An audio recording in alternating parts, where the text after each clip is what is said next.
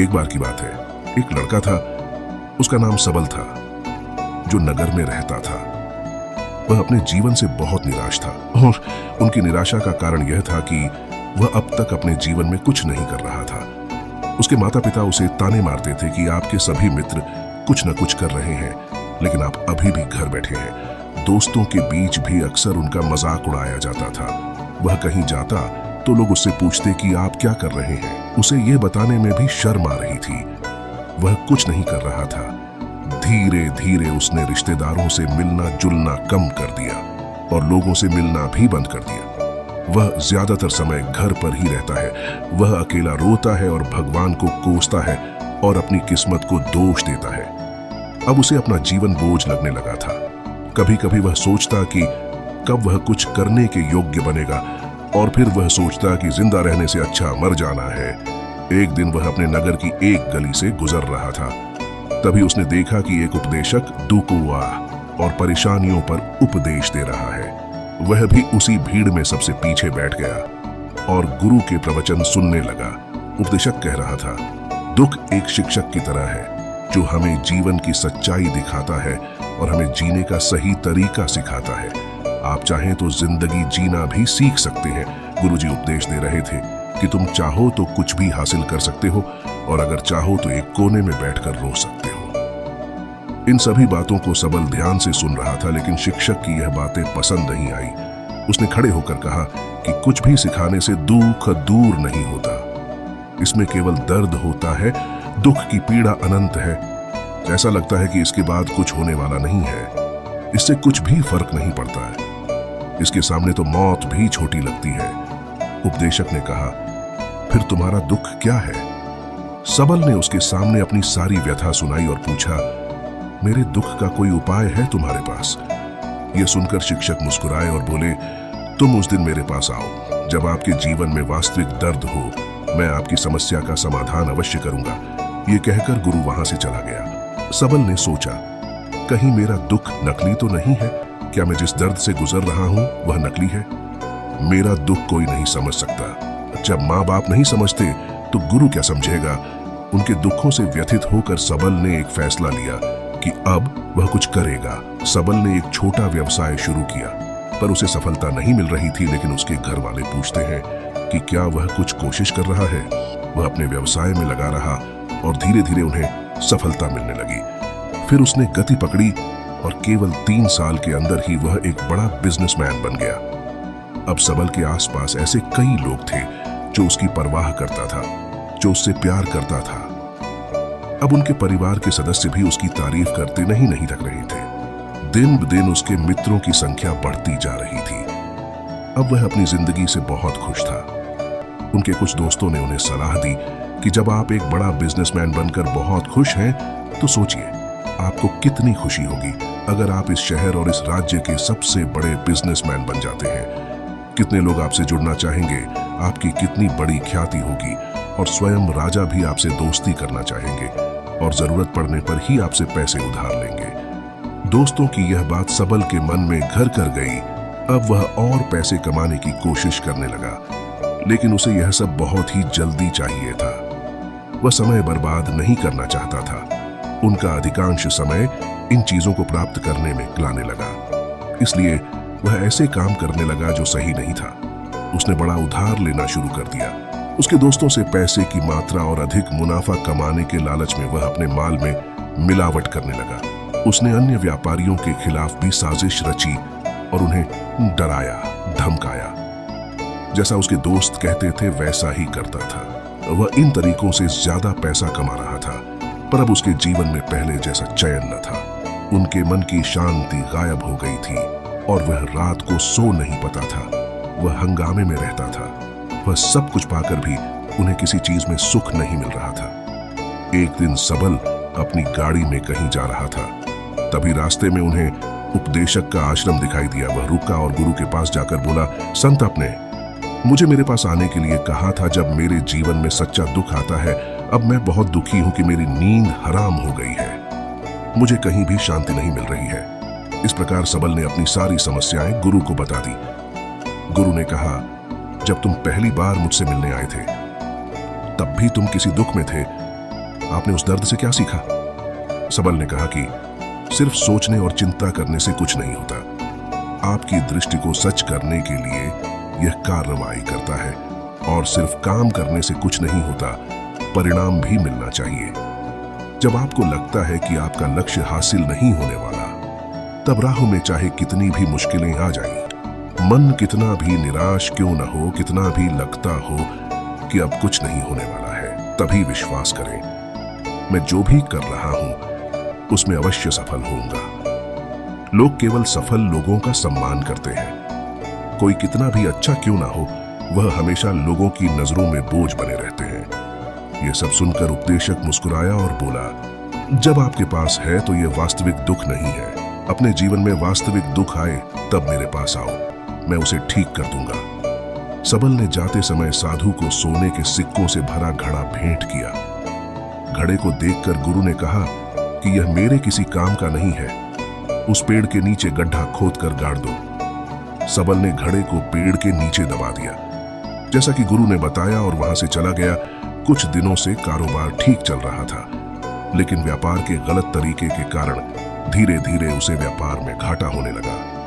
उसकी सारी दौलत धीरे धीरे खत्म होने लगी, और एक दिन ऐसा भी आया जब उसके पास कुछ भी नहीं बचा और उस पर कर्ज का बोझ चढ़ गया था। परंतु वह निश्चिंत था, क्योंकि उसने अपना सारा कर्ज अपने दोस्तों से लिया था। उसने सोचा कि उसके दोस्त बुरे वक्त में उनके साथ खड़े रहेंगे, लेकिन ऐसा कुछ नहीं हुआ। जैसे ही बुरा वक्त आया, दोस्त पहले उससे कर्ज मांगने लगे। अगर उसने कर्ज नहीं लौटाया, उन्होंने उसे जान से मारने की धमकी भी दी। उनके सभी शुभचिंतक और प्रियजन उससे दूर हो गए। उसके दोस्त जो उसके साथ मस्ती किया करते थे, अब उससे दूर भाग रहे थे। उसका परिवार उसकी गलतियां और कमियां गिनने लगा। उनकी सारी संपत्ति नीलाम कर दी गई और उसके पास कुछ भी न बचा। जब उसने अपने पिता से मदद मांगी, पिता ने कहा कि मेरे पास थोड़ी सी संपत्ति है, मैं तुम्हारी मां को क्या कहूंगा अगर मैं तुम्हें दे दूं? यह संपत्ति हमारा अंतिम उपाय है। सबल के मन में गहरा दुख छा गया। उसके आसपास कोई नहीं था जो उनके दुख को समझ सके, जो उसे संभाल सके। जनता के इस विश्वासघात के कारण वह अंदर से टूट चुका था। वह सोचने लगा कि अब जीने का क्या मतलब है, अब मौत ही मेरा सहारा है। वह आत्महत्या करने के लिए पहाड़ी पर जा रहा था, तब से उसे याद आया कि उस शिक्षक ने उसे कहा था, मेरे पास आओ जब तुम्हारे जीवन में वास्तविक दुख हो। सबल गुरु के पास गया और अपनी सारी व्यथा सुनाई, आंखों में आंसू लिए। उसने कहा, हे गुरुजी, मेरे दुख का निवारण कीजिए। गुरु ने कहा, जब जीवन में असली दुख होता है तब मेरे पास आ जाना, मैं इसे जरूर ठीक करूंगा। सबल ने कहा कि ये क्या हो रहा है, मेरी जिंदगी में अभी दुख नहीं है, तो आखिर असली दुख क्या है? गुरुजी ने सबसे कहा कि पहले से आप मुझे बताओ, आपने अपने दुख से क्या सीखा? सबल ने कहा कि मैंने वह सीखा, जो लोग हमारे जीवन में आते हैं वह हमारी सफलता और प्रगति के कारण वो हमें धोखा जरूर देंगे, क्योंकि बुरे समय में वे हमारे साथ नहीं खड़े होंगे। वे अच्छे समय में ही हमारा फायदा उठाएंगे और बुरे समय में हमें छोड़ देंगे। उन लोगों पर ही भरोसा करें जो हमारे बुरे समय में हमारे साथ खड़े रहते हैं, लेकिन ऐसे लोग बहुत कम होते हैं। लेकिन जिनके पास है, उन्हें उनकी सराहना करनी चाहिए, उनका अपमान नहीं करना चाहिए। मैंने कभी भी किसी के खिलाफ साजिश नहीं रखना चाहिए।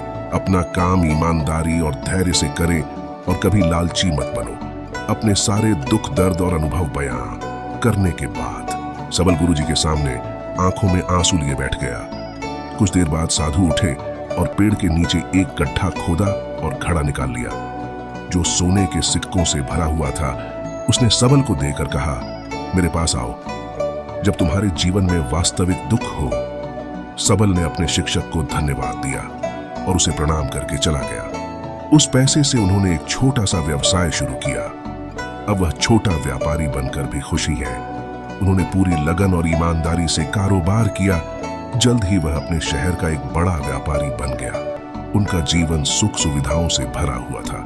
लेकिन कोई कितना भी अच्छा क्यों ना हो, लेकिन जीवन में दुख आता है तो सबल के जीवन में भी दुख आते थे। अपने माता पिता की मृत्यु के रूप में वे दोनों एक ही दिन मर गए। सबल अपने माता पिता से बहुत प्यार करता था, इसलिए उनके निधन से उन्हें गहरा सदमा लगा। वह शवों को ले गया, दोनों को श्मशान घाट ले गया जहां अंतिम संस्कार किया गया। वहां उसने अपने माता पिता का शव जलता हुआ देखा तो उनका मन बेचैन हो उठा। उसके मन में कई सवाल उठने लगे। वह घर वापस आ गया, इसलिए उसने अपने माता पिता के घर और संपत्ति को देखा जिसके लिए उनके पिता हमेशा लड़ते रहे, आज जो छूटा पड़ा है। जिन्होंने इसकी देखभाल की, इसके लिए लड़ने वाले इस दुनिया से चले गए। उसके पिता ने जो कुछ कमाया वह सब यहीं रह गया। एक दिन पहले तक उसके पिता मारपीट करते थे किसी के साथ उसकी संपत्ति के लिए। आज वो खुद इस दुनिया से चले गए। उसका मन ऐसे अनेक विचारों के बवंडर में था। वह अंदर से अकेला और डरा हुआ महसूस कर रहा था। वह खाली महसूस कर रहा था। उसे लगा कि कुछ है, वह समझ नहीं सका, इसलिए वह गुरु के पास गया। उसे देखकर गुरुजी ने कहा, क्या जीवन में कोई दुख है? सबल ने कहा, वैसे तो जीवन में कोई दुख नहीं है, सब कुछ अच्छा चल रहा है, लेकिन आज मेरे माता पिता का देहांत हो गया है। मैं इस घटना से बेहद दुखी और परेशान हूँ। गुरुजी ने कहा, इसमें दुखी होने की क्या बात है? एक दिन सबके अपनों को मरना है। कोई न कभी जिया है और न कभी रहेगा। एक दिन तुझे भी मरना है। शायद तुम कल ही मर जाओगे या आप आज भी मर सकते हो। सबल ने कहा, क्या कह रहे हो गुरु जी? मैं भी मर जाऊंगा, लेकिन मैं अभी जवान हूं। गुरु ने कहा कि सब जी रहे हैं इस भ्रम में कि मृत्यु केवल दूसरों को आती है, बड़ों के पास ही आती है, लेकिन जवान और बूढ़े मर जाते हैं, बच्चे मर जाते हैं। मौत का उम्र से कोई लेना देना नहीं है। यह सभी को प्रभावित करता है। मास्टर जी की ये बातें सबल के मन में घर कर गईं और वह चुपचाप चला गया, लेकिन उसका मन अभी भी बेचैन था। वह खाली महसूस कर रहा था। वह सारा दिन अपने बारे में ही सोचता रहा कि वह कौन है, वह इस दुनिया में क्यों आया है, क्या जीवन का लक्ष्य केवल चीजों को खाना और मरना है? ऐसे कई सवाल उसके दिमाग में लगातार उठ रहे थे, लेकिन उन्हें अपने किसी भी सवाल का जवाब नहीं मिल रहा था और उसका दुख दिन ब दिन बढ़ता ही जा रहा था। इसलिए कुछ दिन बाद वह फिर से गुरुजी के पास पहुंचा और बोला, हे स्वामी, मैं बहुत दुखी हूं क्योंकि मैं यह नहीं जान पा रहा हूं कि मैं कौन हूं और मैं इस दुनिया में क्यों आया। यह सुनकर गुरुजी मुस्कुराए और बोले, आज आपके जीवन में पहली बार सच्चा दुख उत्पन्न हो गया है। यह वास्तव में दुख कहलाने के लायक है। हम नहीं जानते कि हम कौन हैं, हम क्यों आए हैं, क्या करें, कैसे करना है। सबल ने अपने गुरु से कहा कि उसकी दुर्दशा दूर करो। गुरु ने कहा कि हम सभी इंसान हैं, जीवन भर संग्रह करते रहते हैं। सबल ने कहा कि सभी इंसान जीवन भर धन, सम्मान, परिवार, प्रतिष्ठा, मित्र, शत्रु आदि जमा करता है। गुरु ने पूछा, क्या हम एकत्रित की गई चीजों में से कुछ भी अपने साथ ले जा सकते हैं? सबल ने कहा, कोई भी इंसान अपने साथ कुछ भी नहीं ले जा सकता, वह सिर्फ अकेला ही जाता है। मेरे माता पिता भी अपने साथ कुछ भी नहीं लेकर गए। सब कुछ, धन, संपत्ति, वैभव, सब कुछ यहाँ पर छोड़कर गए। शिक्षक ने कहा, अब मेरी बात ध्यान से सुनो। इस संसार में हमें जो संग्रह करना चाहिए वह हम नहीं करते। चीजें हमारे सामने होती हैं, लेकिन हम उन्हें देखने की कोशिश नहीं करते।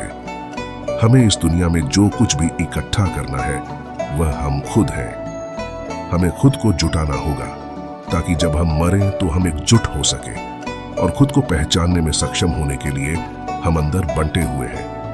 हम प्यार, नफरत, गुस्सा, ईर्ष्या में बंटे हुए हैं। क्रूरता, धन, स्थिति, प्रतिष्ठा, सम्मान, पहचान, धर्म, जाति, सैकड़ों, हजारों ऐसी चीजों और इच्छाओं में हम विभाजित हैं और टुकड़ों में जीवन जी रहे हैं। इस विभाजन के कारण हमारी चेतना कभी एक नहीं हो सकती। हमारी चेतना शक्ति बिखरी हुई है, इसलिए हमारे पास इतना समय नहीं है, इतनी ऊर्जा नहीं कि हम मुड़ सकते हैं और अपने भीतर देख सकते हैं। वास्तव में धन, सम्मान और सुविधाओं का अभाव, लोग इसे दुखी कह समझते हैं और जीवन भर के लिए जो दुख कच कहकर रोते रहते हैं और समाधान खोजने का प्रयास करते रहते हैं, उन्हें अपना समाधान कभी नहीं मिलेगा, क्योंकि जिसे लोग दुख कहते हैं वह वास्तविक दुख नहीं है। यह सिर्फ एक आदमी की इच्छा है। उसकी इच्छा कभी पूरी नहीं होती, इसीलिए व्यक्ति को कभी उनके प्रश्नों का समाधान नहीं मिलता। इसलिए इन सबसे परे यदि आप अपने दुखों का अंतिम समाधान चाहते हैं तो सबसे पहले खुद को समेटो। इस दुनिया से अपनी ऊर्जा वापस ले लो और इकट्ठा करो। अपने आप पर ध्यान केंद्रित करो, स्वयं पर ध्यान दो। अपने मृत्यु से पहले अपने आप को जानने की कोशिश करो, बिखरो मत। सबल ने कहा, तो गुरुजी, क्या हम इस संसार को छोड़ दें? हमारी सभी इच्छाओं को मार देना चाहिए। किसी से प्रेम नहीं करना चाहिए, धन संग्रह नहीं करना चाहिए, सम्मान की आशा छोड़ देनी चाहिए। शिक्षक ने कहा कि भावनाओं और इच्छाओं ऐसे बिखरे हुए मनुष्य में से निकल आओ, जैसे कोई पत्थर पहाड़ से गिरे जिस पर पर्वत का कोई वश नहीं है, सिवाय देखने के परेशान होना और कुछ खोना। वैसे ही बिखरे हुए मनुष्य की इच्छाएं बेकाबू और दर्दनाक हैं। उसका अनियंत्रित मन इच्छा करता रहता है और कल्पना करता रहता है, और यह दुख देता है। लेकिन जब एक व्यक्ति अपने मन को एकत्र करता है तो वह जो कुछ भी करता है वह उसके नियंत्रण में होता है। फिर उसकी इच्छा से इच्छाएं भी उत्पन्न होती हैं। सबल ने कहा कि आपने मेरे असली दुख का समाधान कर दिया। आपका बहुत बहुत धन्यवाद। अब से मैं खुद को समेटने, खुद को तराशने की कोशिश करूंगा। गुरुजी ने कहा कि मानव शरीर में बहुत ऊर्जा और शक्ति है, लेकिन यह फालतू के कामों में बंटा हुआ है, बेकार की बातों में लगा हुआ है। ये एक बहुत ही शक्तिशाली मशीन की तरह है, एक बच्चे के हाथ में रखा जा रहा है और वह बिना सोचे समझे अपनी शक्ति बर्बाद कर रहा है और बिना किसी नियंत्रण के। इसीलिए इस शक्ति पर ध्यान दें, अपनी चेतना और इसे इकट्ठा करें। सबल को अपने प्रश्नों का उत्तर मिल गया। उसने अपने गुरु का शुक्रिया अदा किया और चुपचाप चला गया। दोस्तों, उम्मीद है आपको यह कहानी पसंद आई होगी। अगर आपको यह कहानी पसंद आई हो तो अपने दोस्तों और परिवार के साथ जरूर